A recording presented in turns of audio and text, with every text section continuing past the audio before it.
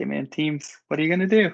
It always technology always seems to stumble a little bit.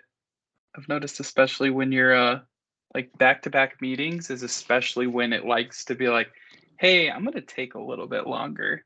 Yeah, I actually I had a of as it goes, a work meeting scheduled right up against this, and then I'm trying to switch between tenants and whatnot for Teams, and yep. Yeah. That's always a fun thing to do too. It doesn't like to always switch seamlessly. Getting better. If you use your phone, I found the mobile app is really great for switching between tenants and teams. I don't know why, but it's like far surpasses I think the desktop client. Yeah, I totally agree. Anyway, we'll go ahead and kick off. I started the recording. Not 100% sure how we'll share it out with everybody yet. This will be our first meeting that we're recording. So I'd say worst case scenario to go into a OneDrive or something like that, but probably go onto a YouTube page or something somewhere. Go ahead and kick off by introducing Microsoft Security MVP Eric. He's held a mix of roles through his 22 plus years in the field, technical manager in the public sector, senior premier field engineer at Microsoft, and security identity architect in the consulting space, currently working in cybersecurity startup.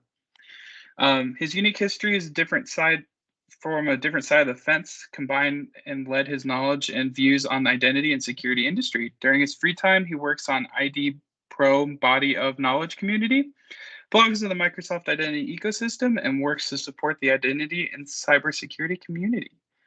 With that, Eric, I will hand it over to you. Awesome. Appreciate it, Alec. Let me get my screen shared out here.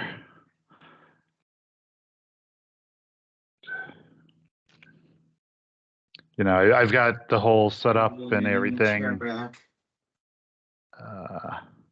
And I've had to fall back onto my laptop here. So get things going. All right. So, and I appreciate the introduction. So, for today, and this is one of the things where I felt like I should have maybe proofread, some of the copy I wrote for what we were going to be talking about. But I wanted to dive into Azure Active Directory and really talk about cloud identity and some of the new approaches that we have to take to securing that identity. Is this here? All right. So already was sort of introduced here, but a rather newly minted security MVP.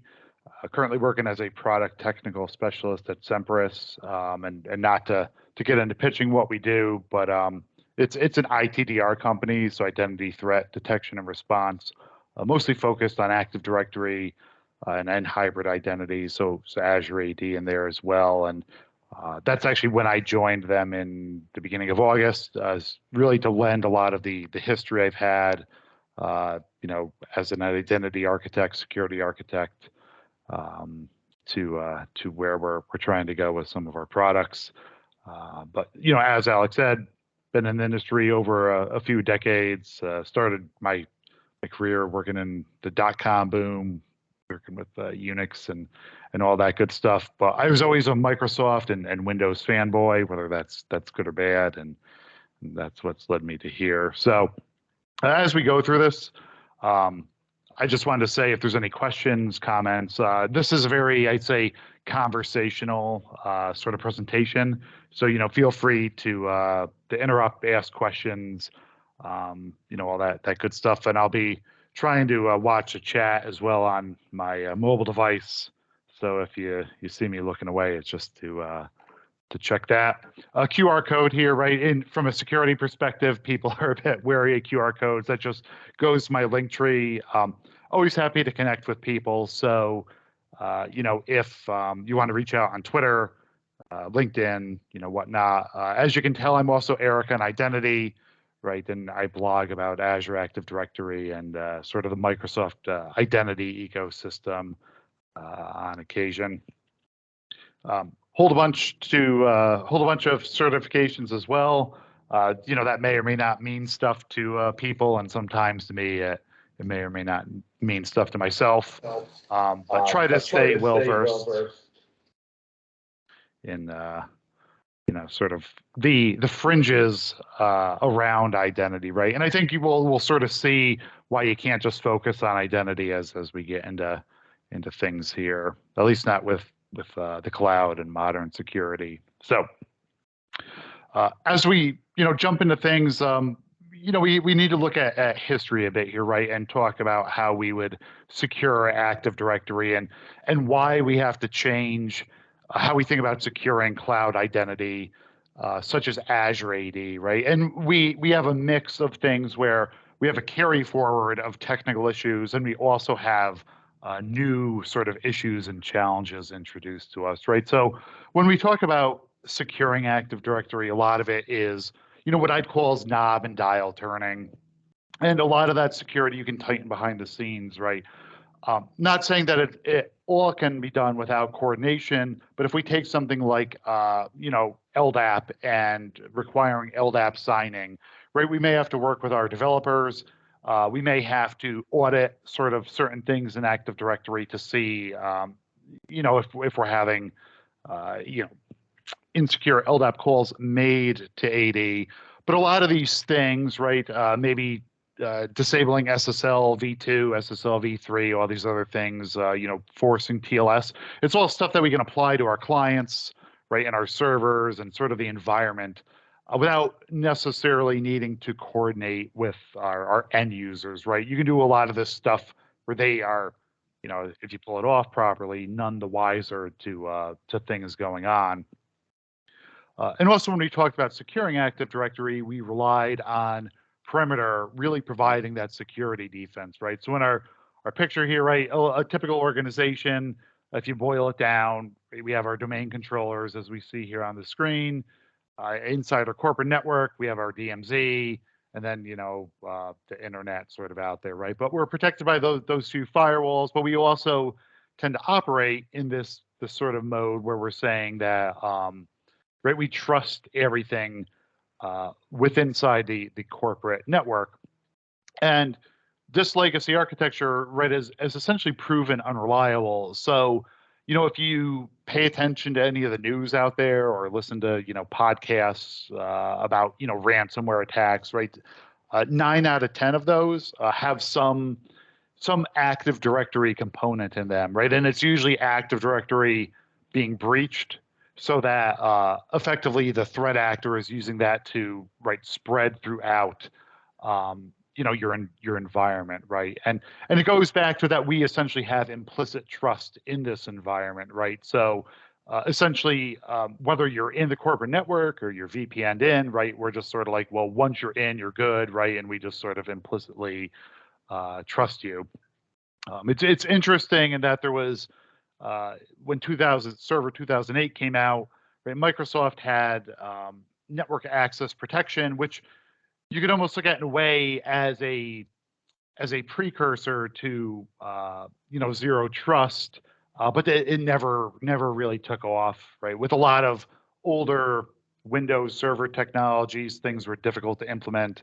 You couldn't really get a lot of traction, right? Stuff was complex. You didn't have the resources or cycles to implement that stuff. And I guess I'll just say as we look at this slide, right? So a lot of these things have certain aspects that do also carry forward. Maybe not so much with the technical bits, but with some of the mentality, some of the deficits in educating our admins and our folks that have privileged access. Right, and those are some of the challenges that do move forward when we talk about securing Azure Active Directory. So, similar to that diagram, right? Some folks, if you've looked at security models Microsoft's put out over the years, there's the legacy, as I'm labeling, legacy tiered access model, right? And this ties back to Active Directory where we had tier 0, tier 1, tier 2. Many times we still refer to these tiers, right? Even though Microsoft has sort of deprecated this model here. But effectively, right up in tier 0, you have your domain controllers and other Active Directory related systems like ADFS, Active Directory certificate services, which is ADCS in the middle. Right, tier 1, your databases, your servers, your applications also in there, right? All the things that your users are sort of accessing, right, as they work with data in the organization. And then that tier 2, which was, your end devices essentially, right? And we have the lines drawn on here. We're effectively showing that you shouldn't traverse tiers, right? So tier 0 had to be treated as tier 0 and accessed as tier 0. Same with tier 1, right? And you'd have these models, if implemented, of your domain admins being tier 0, your server admins, sometimes maybe your developers falling into that tier 1 bucket, right? And then all your data consumers, right? Your workforce is going to be in that tier 2 bucket there. So if we sort of pivot here and we start talking about securing Azure AD, and we'll sort of see how this translates to the cloud, right? But when we talk about securing Azure Active Directory, many times, to contrast securing Active Directory, that security has a lot of business impact, right? So if we talk about things like rolling out multi-factor or implementing conditional access or device compliance, that is all something that has a lot of business impact to it, right? And so there is sort of knob and dial turning in there, but these technical decisions also have to usually have matching business decisions, right? Again, it's something like rolling out, say, Windows Hello for Business. It's not just flipping on switches, right? It's coordination, it's communication, it's all this stuff that isn't just, flipping a bunch of switches there. But the other thing that sort of becomes challenging is, right, we take our classic model of, identity security here, and when we look forward to Azure Active Directory, we started to introduce what we call the management plane here, right? And the management plane, sort of as we see in our diagram, is the only thing that really keeps, right, our users safe. You have the internet, you have the management plane that is effectively out there on the internet, right? We can all get to the Azure portal, the Entra portal, right, from really anywhere.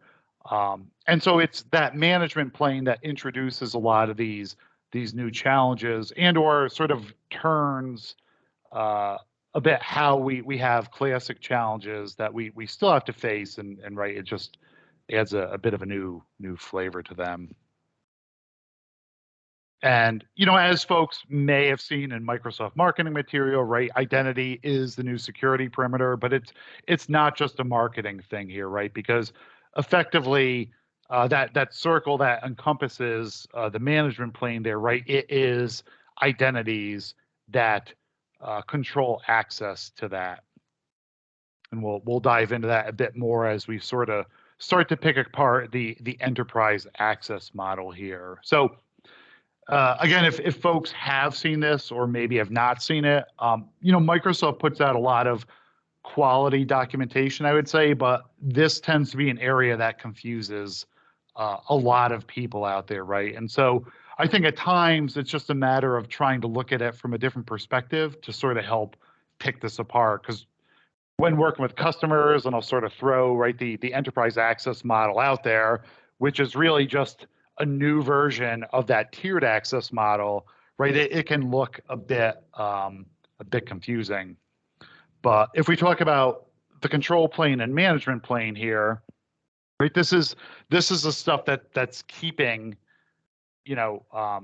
all the bad actors out and is allowing, the good actors in. Again, whether it's our users, whether it's applications with identity, right? And those could be legacy applications with more of your classic service account that is a user, or if we're talking about, right, managed identities, whether they're user managed or system managed identities, in Azure, or if we're talking about service principals, right, with enterprise applications. Again, they're all still ultimately, some form of identity, right? That's authenticating to Azure Active Directory. So, and here we'll jump into the control plane and management plane a bit more, right? And we have this sort of you could almost say symbiotic relationship, right? Where the control plane is what grants access to the management plane, and the management plane is what, or I should say, the control plane, right, controls that access with authentication and authorization. But the management plane is how you get to the control plane, right? And so this really is where we have this new challenge. And this kind of leads into the whole zero trust conversation, right? Which can be a thing within itself with a lot of organizations, right? But I like to take that picture that we were looking at and kind of distill it down to this, where we have this issue, right, where we need to make sure that we properly control access to the management plane, because that management plane is what gives us access, to that control plane, right, to Azure Active Directory, and from there, you can sort of do all sorts of nefarious things. And as I'm going through this, again, just any questions, feel free to interrupt. I know it's sort of a lot to throw at folks at times. So as I was mentioning, right, in this prior picture here with control and management plane, and how this is where we tend to introduce zero trust, right? And if we throw the Microsoft zero trust model at people, right, beyond the fact that zero trust is somewhat of a, right, it's not just products, it's a sort of thought process, it's a theory, it's an architecture, it's all these things, right? And we try to define it. It's also a huge marketing tool, right, for all the times that you hear about zero trust, and our product does zero trust, and we're a consulting company and we'll help you implement zero trust. And you're like, well, that's great, but like, what does that actually mean, right? And again, this diagram actually can, as you pick it apart, be somewhat useful, because it does sort of break down what zero trust looks like from a technical implementation perspective at Microsoft, right? But it can still seem like sort of a lot going on within this, right? We have all these lines and things connecting and a bunch of product names, right? And you're still sort of like, are folks able to see my screen here all right? See Zamir.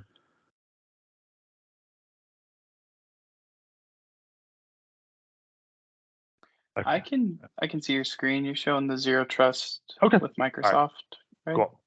Yep.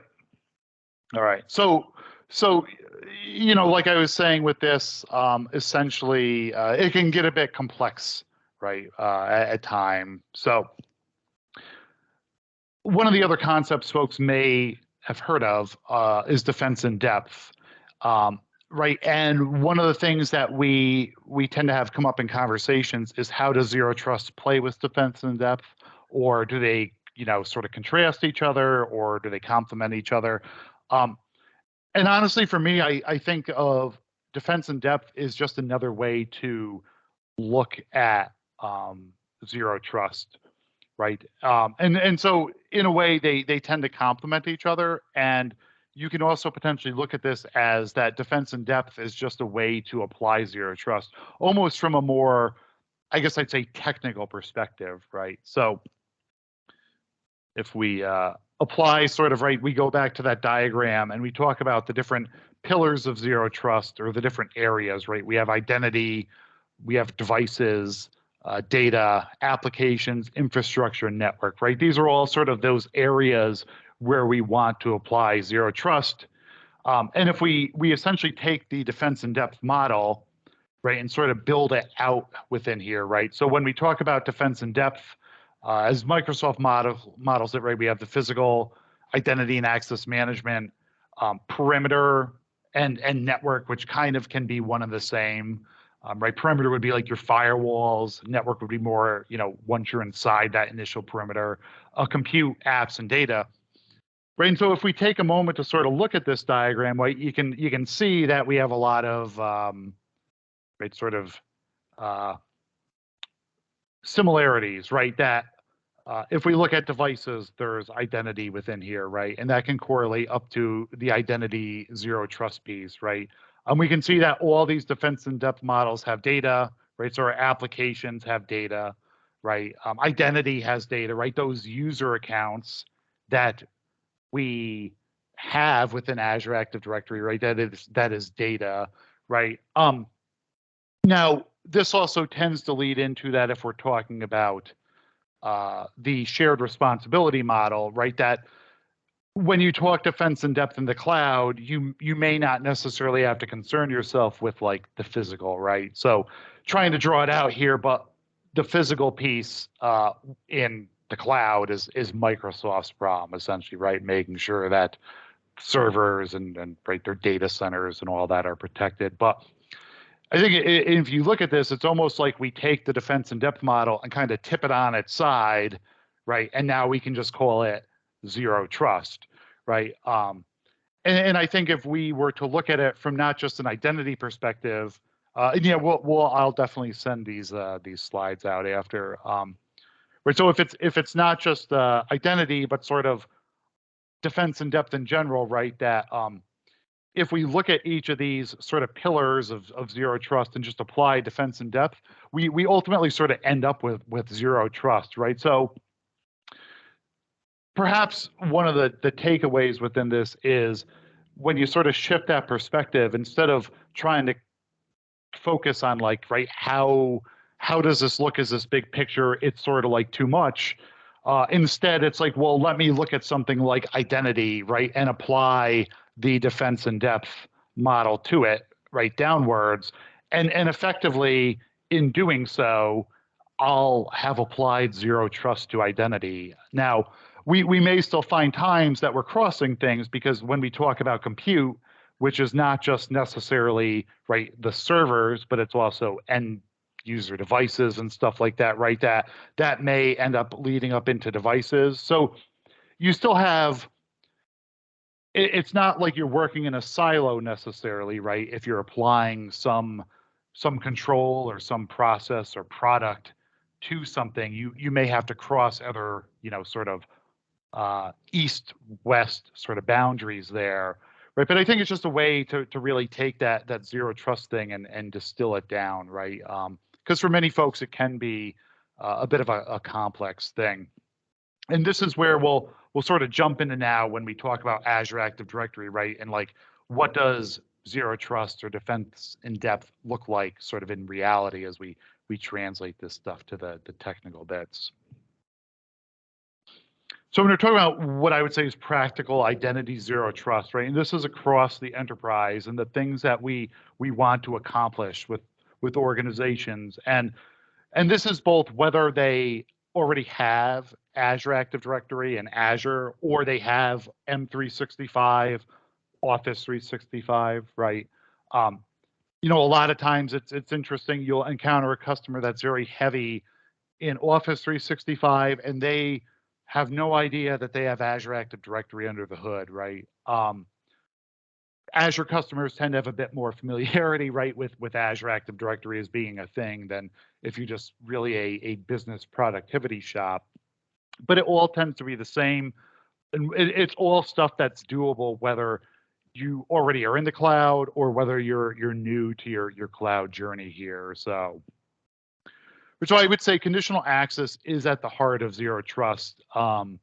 If we flipped back to the sort of Microsoft diagram, and actually I will just run back to this, right? We can see that conditional access and Azure AD, right, are really at the center of all this, that's gluing everything together. And that absolutely is the case, right? If you were to sort of translate the theory of zero trust into technical requirements from a Microsoft perspective, conditional access is the thing that always comes up when we're talking about zero trust. And sort of subcomponents in there, or very related to conditional access, is that MFA really needs to be mandatory for everyone, right? And so I won't keep slide hopping here, but if we go back to that diagram, right, where it's just the management plane, right, encompassing, Azure Active Directory, right, that MFA is the way to, right, stop threat actors from getting in. And then unfortunately, I saw recently on Twitter, Alex Simons, who's the CVP, right, for Azure Active Directory at Microsoft, right, that I think it's up to 29% of organizations are leveraging MFA, right, and that's either Azure MFA or third-party MFA, right? So whether you're federating to like an Okta or using native Azure AD, and whether it's Duo or Azure MFA, it's still just slightly above a quarter, and we really need to, as an industry, get this up, beyond that, because that MFA is what will stop the majority of attacks on your cloud, right? Which we'll see in a minute. Isn't just the management plane. It isn't just Azure AD, right? It can easily turn into everything, and it's why, as I'll say again, that conditional access is not just the heart of zero trust, but those well-architected conditional access policies are key. So I would work with customers, and when I was at Microsoft in particular, we would do a 3-day workshop on conditional access. Not just we'd have an education component, which, conditional access is a product where you could speak for 8 hours just about conditional access, and everyone is well worn out by the end of that day, right? But that is like conditional access brain dump for everything that sort of flows throughout it. But those well-architected policies are also key. And so what happens in that day 2 and 3 is a lot of times you would go in to the customer's environment and you would find that they have holes, right? Either there's sort of flaws in the thought logic around how to apply or build conditional access policies, or that they just have too many holes poked in them, right? It's whether it's executives that don't want to do MFA, or it's right, people being left inside of exclusion groups because, usually what I would say are, to be blunt, not really fantastic, business decisions, right? Someone was traveling and they don't have good cell reception and we're using SMS, so we're just going to allow them to bypass MFA for a couple weeks, right? I get that from a business perspective, it's to get things done and not impede our end users, but ultimately those decisions are what will open us up, right? And so for folks that are familiar in the security space, it is sort of cliche to say, but it is not if, but when, right? So it's not a matter of if we're going to have someone attempt to attack us or attempt to breach us.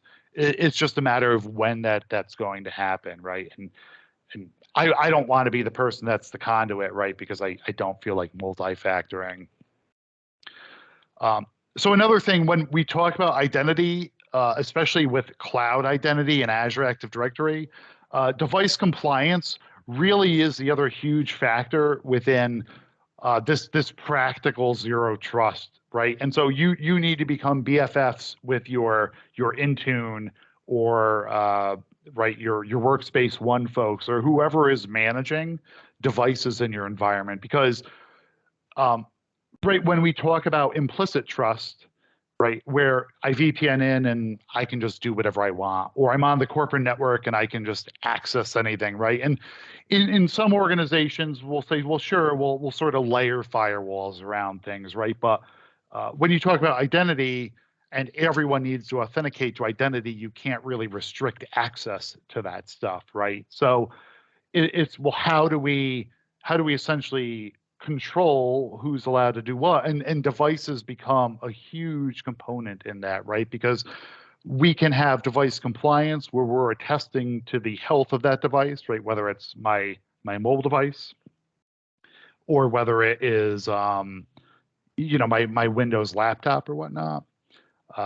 So that device compliance becomes critical to building that targeted model of trust. And it's what allows us to become agile in a way, right? Where we can sort of pick and choose who's allowed to do what on a very granular basis. And that's actually a strength, right? To sort of this zero trust, modern model of allowing access. Again, that ties back to conditional access. So I see a question in here, about can Azure AD do federated identity? So, Ravi, I would say if your question is, can Azure AD be federated to use some other identity provider? The answer is yes. So if you have Okta or ADFS or Ping, what have you, it can. There are some caveats in there as far as what needs to be supported in that federated identity provider. But on the flip, if you're talking about can other things use Azure Active Directory, right, for federated identities, so whether it's Salesforce, ServiceNow, a line of business application, right, which is an app that we're developing in-house, then yes, you can also federate identity in to Azure Active Directory, and that's something can certainly chat about more, either if we have room at the end or offline here if you have more questions around that. So, one thing that I would also say here with this practical identity zero trust model is passwordless, saying it greatly reduces friction for our end users, right? And passwordless is another thing that tends to be, if you talk about like perceived complexity versus actual complexity, passwordless has a very high perceived complexity when it actually has a very low complexity to implement, right? It's also one of those things that we can deploy in a very targeted or prescriptive or very agile way. And I would say this leads into needing to change our mindsets, where we would tend to have a bit of a waterfall approach to implementing identity solutions within the organization. And we really need to start to shift and look at things in an agile way, right? And say, hey, we can implement Hello for Business for all of our salespeople, and for folks that are on, a shop floor, we're going to give them FIDO2 keys. But also, as we do this, we can do it in waves or rings, or right, however you want to sort of have that agile, iterative process. We don't need to say we're just turning on Windows Hello for Business right across the board. And right, you would tend to have these issues where you'd have a few people that could cause a certain level of friction, and then right, that identity security project would just be sort of canned, right, or shelved because executive complained, right? So one of the benefits that we definitely have with Azure Active Directory and how we apply this is the ability to be granular with how we're rolling things out, like passwordless, which actually gets to my next bullet point, right? That not only can we, but we must take an agile approach, right? We need to stop this business of looking at identity security from this sort of waterfall perspective, right? Because again, it's just we get nothing done in a timely manner, right? And we need to act. Again, it sounds a bit cliche, but at the speed of the cloud, right? New features roll out, we need to embrace them. We need to be able to deploy them to our end users in a manner that's weeks or months, not months or years, to sort of roll changes out. And also with this, right, getting into some of those technical bits, implementing Azure Active Directory, self-service password reset, Azure AD identity protection, right, if we have the licensing for that, Azure Active Directory password protection for both, right, our users in Azure AD as well as our users in Active Directory, and Defender for Identity, or a third-party ITDR product that's going to help sort of, right, analyze what's going on with identity in our environments, right, to help our security folks make quality decisions about if we believe that something nefarious is going on in that environment. And this may all feel like a lot, but one thing that I would say is to look at the Microsoft RAMP, which is the rapid, modernization, program, which I'll also have links for this stuff that we can drop for folks at the end. But RAMP is really a great thing to help organizations quickly deploy a lot of these things, right? And I mean, I come from a consulting background where in one aspect, right, you want to do things right, and you want to um, right roll stuff out where it's not just a mess. Um, and have all sort of the process and whatnot around it. But I will tell you some of these things like Azure AD password protection to actually roll out the technical bits. We're talking essentially hours, right, to get the infrastructure of it out there, right? And it may be a few months before we're going to turn that from an audit policy to a blocking policy, right? But to actually sort of set the foundation for some of these things, it doesn't have to take us, months or years, right? And it goes back to that agile approach. And also audit everything. And I just say this: I see too many customers who um, do not send their Azure Active Directory logs to their SIM or SIEM, right? And it becomes important, especially in the case of a breach, or you have a sort of whodunit, right?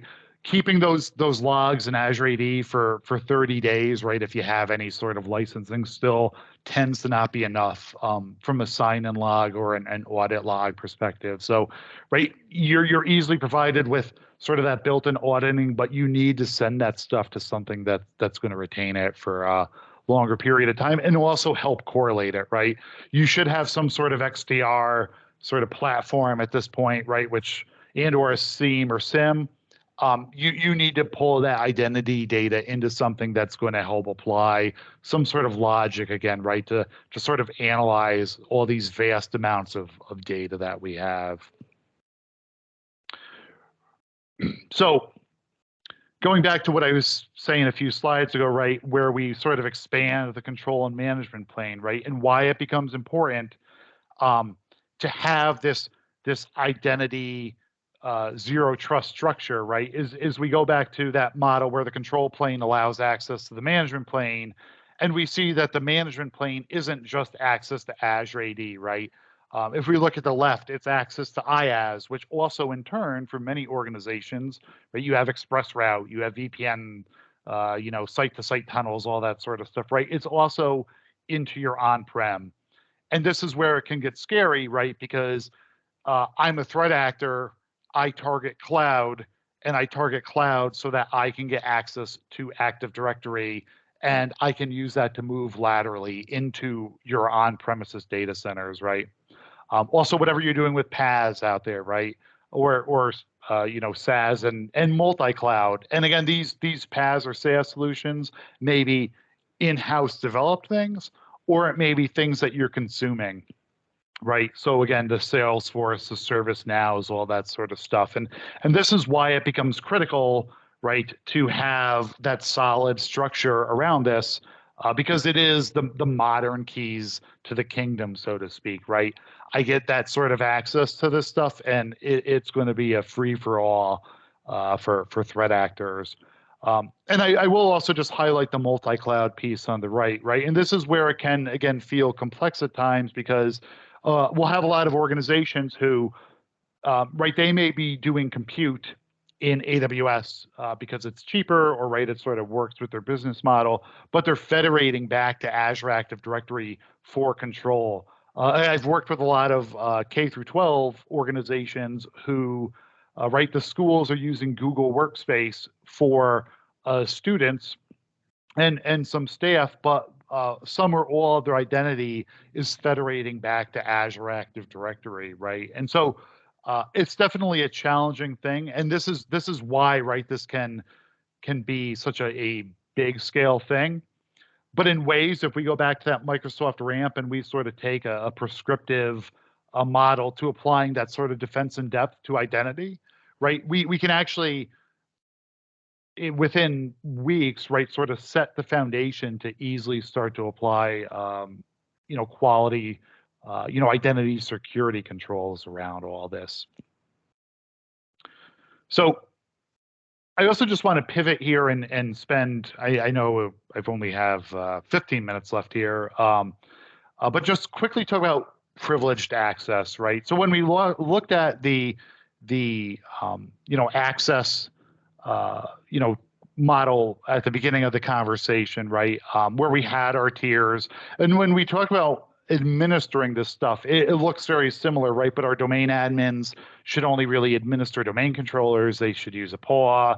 Server admins, again, should only have access to our servers, right? Our workstation admins really only have access to workstations and those end user devices. And right, how do we translate this to, right, the cloud?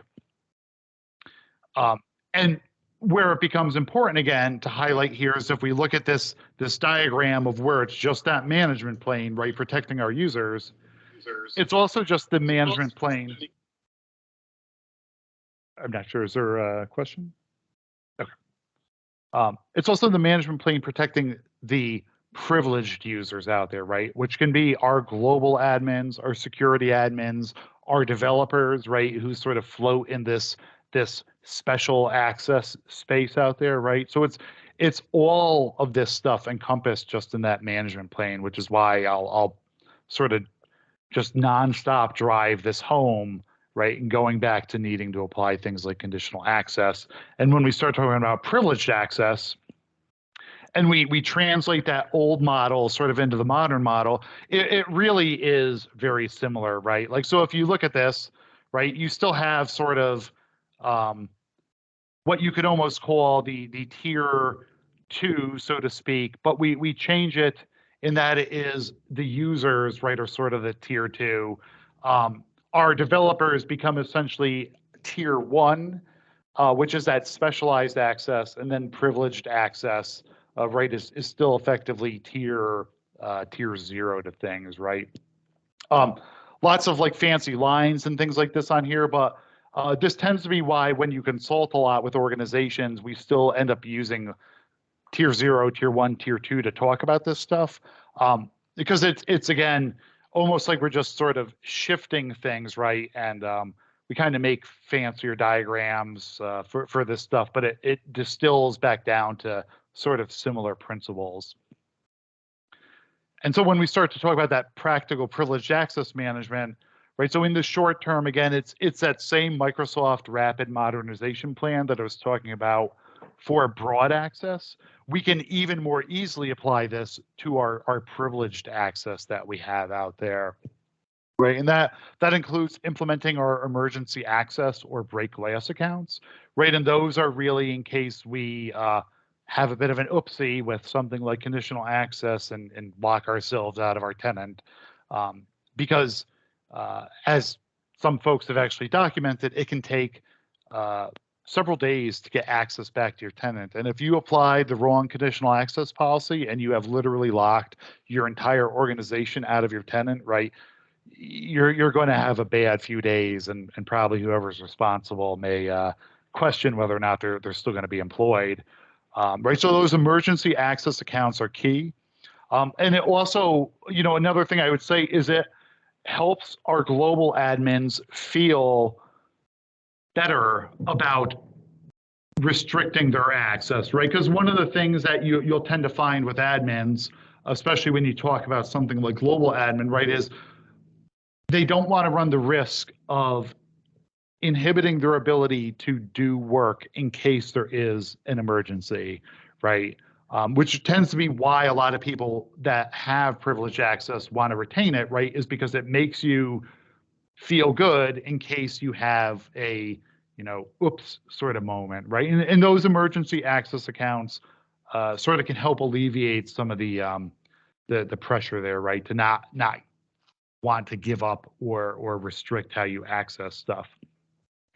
Azure AD PIM, right? So I mentioned, actually I didn't mention privileged identity management and the broader access, but right, both PIM and identity protection are something that organizations.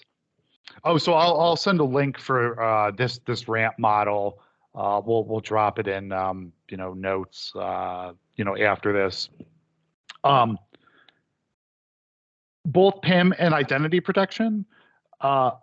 If your organization is like an E3 shop, right, and you can't justify purchasing either EMS E5 or M365 E5 or Azure AD P2, I know sometimes it can be at a challenge if you're going through like a CSP or an MSP, or just depending on who your Microsoft account team is. But there is nothing technically that stops you from mixing licensing, right?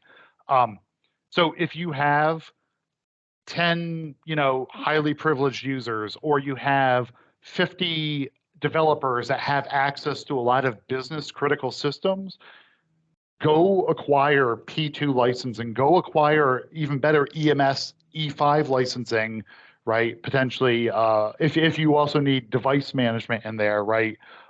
For that subset of users, right? And that can really sort of drastically reduce, right, sort of the business costs there.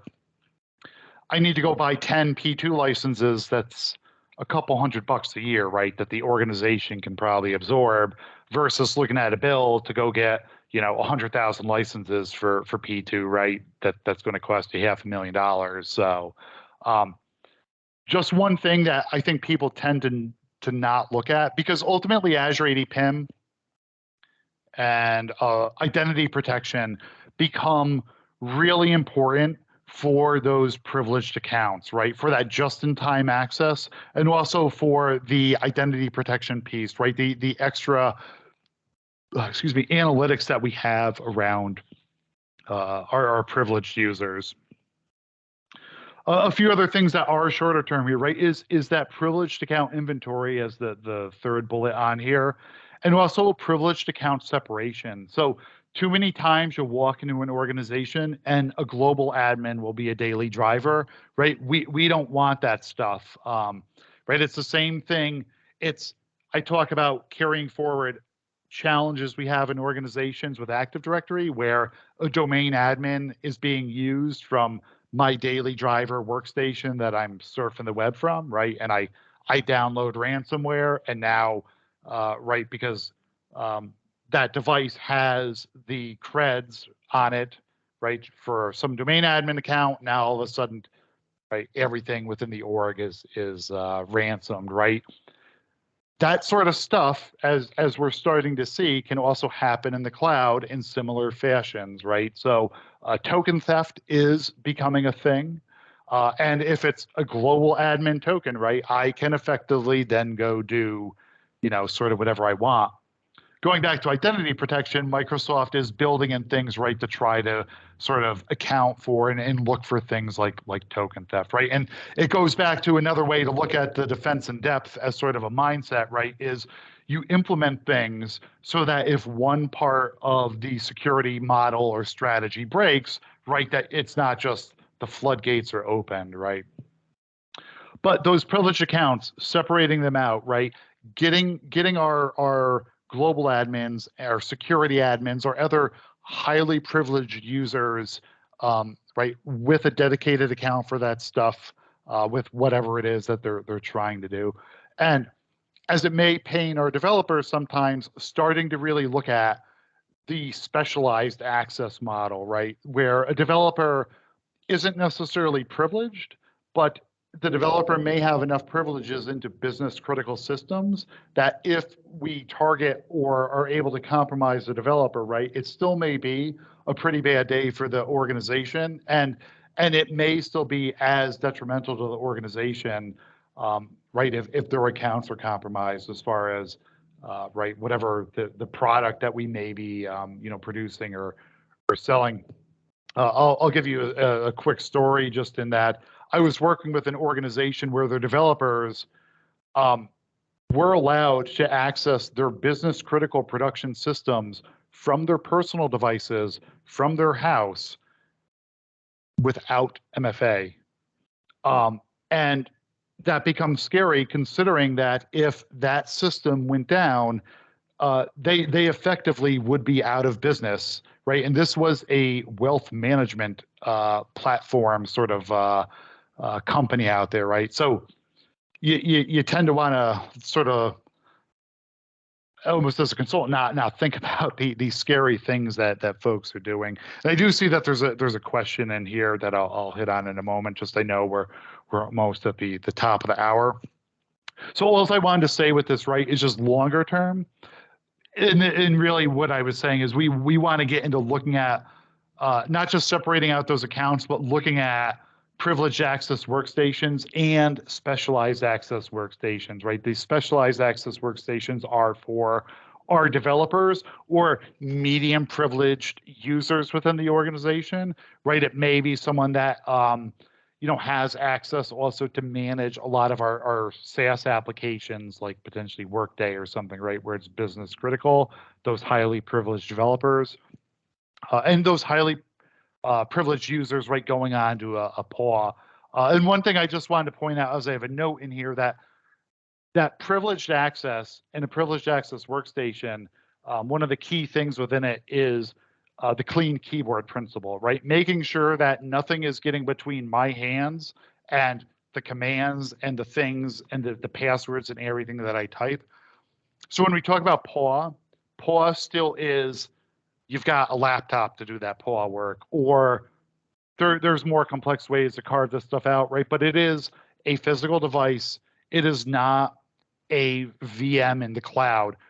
Specialized access, you may be able to get away with that sort of stuff because it's that middle ground thing, right? But for privileged access, for your global admins, if they are not using PAWs, then you are doing your business an injustice because right, that global admin is keys to the kingdom. It is game over. It is, you might as well just shut off the lights and go home, sort of stuff. So I know this is a lot, and there's a question in the chat here that I can hit on, but this is it's sort of what I had sort of planned to present to folks today, and I hope that there was some things of value. It's something that tends to be a bit of a cram session, right? Because this is stuff you could literally again spend days talking about, but hopefully this kind of sparks, right, some thoughts and ideas for folks on their cloud identity sort of strategy there. So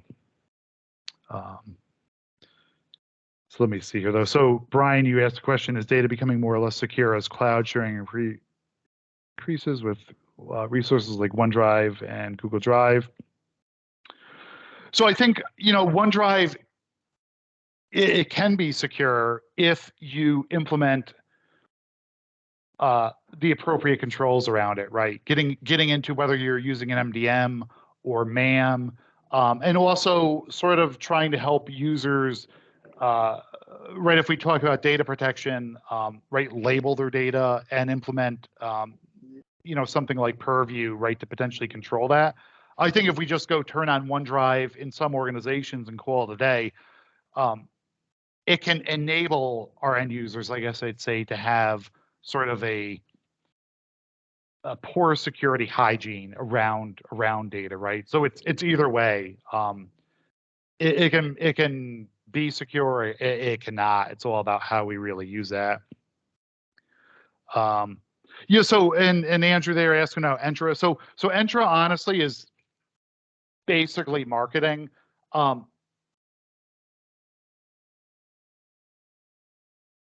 Right, the new umbrella term for Microsoft's identity stuff, right? The way that they rebranded, all the stuff in Defender that was security and everything that was compliance is now under right Purview. Azure Active Directory, you could essentially just say it's interchangeable for Entra, right? There are other products under Entra, such as right, their verifiable credentials component, and also privileged or permissions management, right, which is their cloud identity, entitlement management product. But really, at the core of things, if people are saying Entra, they're usually just meaning Azure AD. I think that ultimately we'll see Azure Active Directory rebranded as some sort of Entra Identity Services or something like that. So so I appreciate it, folks, and Alec, I'm not sure how you folks, because I know we're almost at the top of the hour. If you run over, or if you have anything that you want to add in here, or Nothing explicitly. I'll go ahead and stop the recording if anybody wants to ask any questions off recording. We tend